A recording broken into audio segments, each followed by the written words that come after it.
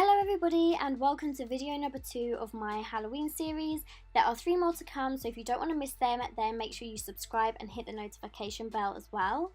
Today I'm starting off with a completely fresh face, and I'm putting my headband on to keep my hair out of my face, and also using a top that I don't mind getting dirty.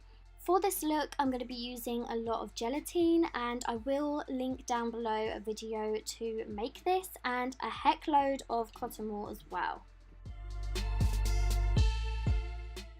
So here I am just applying the gelatine onto my face, and I'm holding the tub underneath my face because it is going to drip and fall. And then I'm just going to apply little bits of cotton wool. It doesn't really matter what shape they're in. You can do some long ones, some small, round ones, whatever you desire really, because it's going to look quite messy anyway because we're creating a burnt effect. And then with the gelatine, I'm going to place it over top of the cotton wool, and this is going to stick it all down into place once it is dry.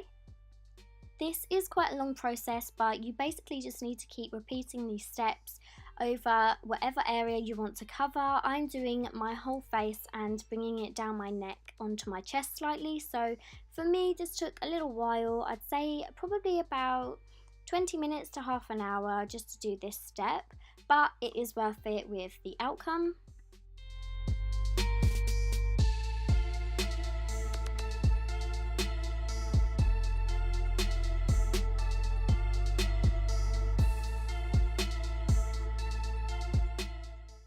Also, just to let you know, it is going to get sticky and you do need to be prepared to get some cotton wool stuck onto your fingers, and it is a little bit gross. I personally don't like the feeling of it, but it's just something that you got to deal with. To overcome this, what I do is I keep a little jug of water next to me so that I can just dip my fingers into it and just basically wash it off.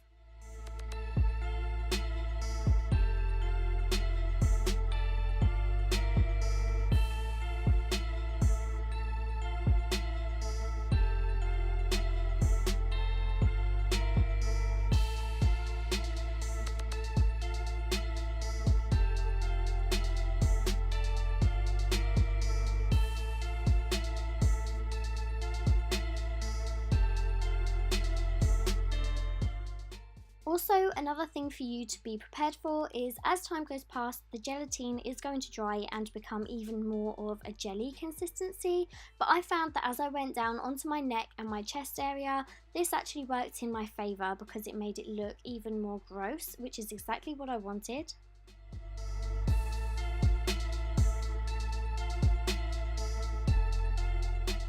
And you just need to wait for it to dry, which doesn't take long. I just went on my phone and answered a few messages, and by the time that I did that, it was dry. The way that you can tell is by tapping on the gelatine, and it will feel sticky anyway, but that's what it's supposed to be like. Just make sure it doesn't come off. I'm then taking the Revolution Pro SFX face paint palette, and I'm taking this red on this little brush that I got for 49p from my local fancy dress shop. They're called Dress to Party, and you should really go and check them out this Halloween. They have loads of great supplies in there. I will link their Facebook page down below in the description for you. And basically I'm just applying this red into the crevices. When I got to my neck, it wasn't completely dry, so I just left that alone for a while and focused on my face. And then I went in with some foundation, which is from Revolution Pro. And I'm basically just putting this all over the actual gelatine just to make it a little bit more flesh-like.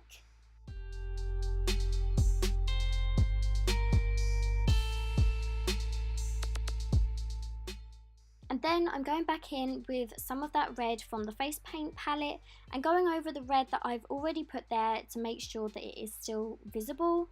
And by this point my neck had dried, so I just went ahead and did the same thing down there.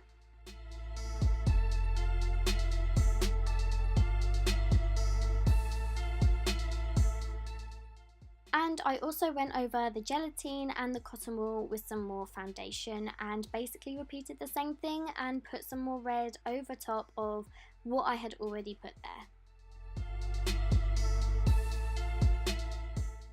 And then taking my makeup sponge that I also used to put the foundation on, I'm using this black Out of the Face paint palette to put over where the gelatine is and some parts where the red is, and this is basically to smoke it out to give the burnt effect.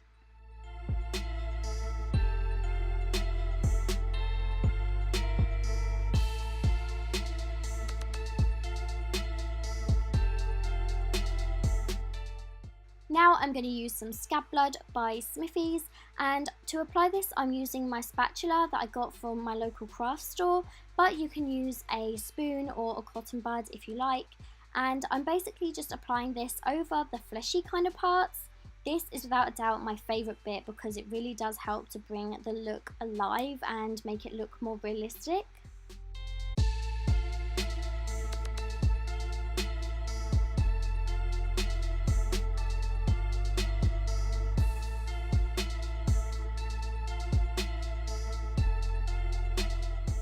And then I'm going to use some Fake Blood by Revolution Pro, and I'm basically just dripping this all over my face and also down my neck as well. And this is basically just to add to the goriness. So I just used my spatula just to spread it out a little bit as well. And for my hair, in all honesty, I didn't want any blood going in it, so I went for kind of like a slicked back look. So I brushed it all back and just hairsprayed it into place.